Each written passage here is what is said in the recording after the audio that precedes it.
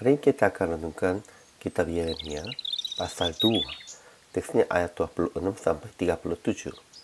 Dan sudah dibagi dua paragraf.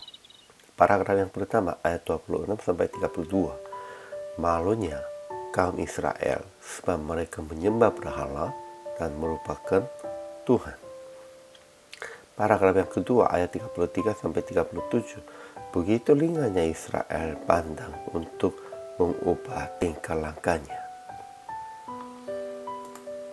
Kesimpulan hari ini, para raja, pemuka, imam, dan nabi Israel berkata kepada sepotong kayu dan batu, "Engkaulah Bapakku yang melahirkan aku," dan menyembah itu.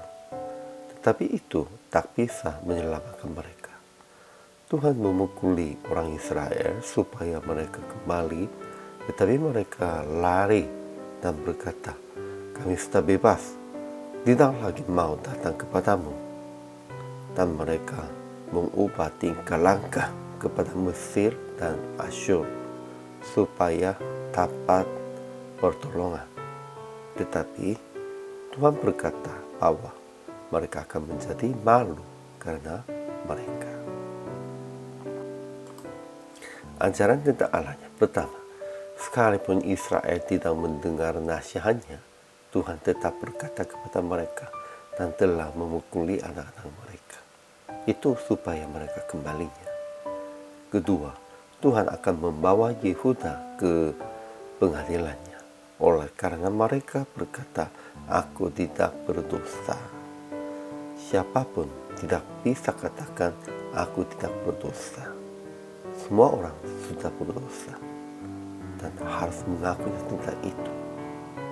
Ketiga, Tuhan telah menolak mereka yang telah Israel percayai, dan Israel tidak akan berhasil dengan mereka.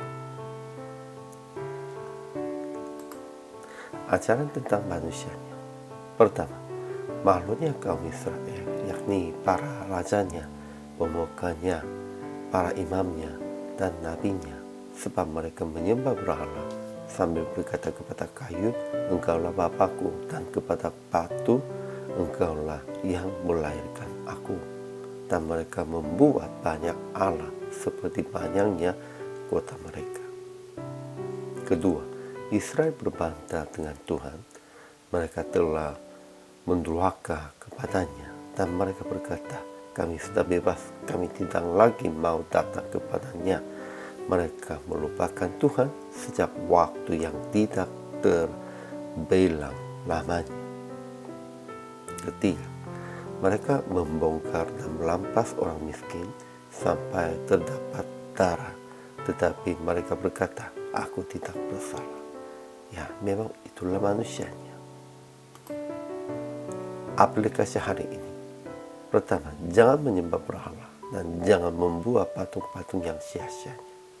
Kedua, tetap percaya hanya Tuhan saja dan melihatkan kesetiaan kepadanya dengan melakukan sesuai dengan perintahnya. Harus melakukannya sesuai dengan perintah Tuhan. Ketiga, memelihara orang-orang lemah dan miskin, melawan mereka yang ingin melampas orang miskin. Ya, Tuhan sudah memberikan orang miskin kepada kita supaya kita memelihara mereka. Akhirnya PR praktik ini, jangan menyembah berhala dengan hanya mencari keuntungan sendiri secara jasmani. Memang kita masih mencari keuntungan secara jasmani, itu tetap menyembah berhala dan memelihara orang-orang miskin dan lemah. Janganlah merampas dan memukuli mereka. Kita harus memelihara mereka dan harus setia di dalam hubungan semua dengan orang. Hari ini juga selamat melayani. Tuhan Yesus memberkati.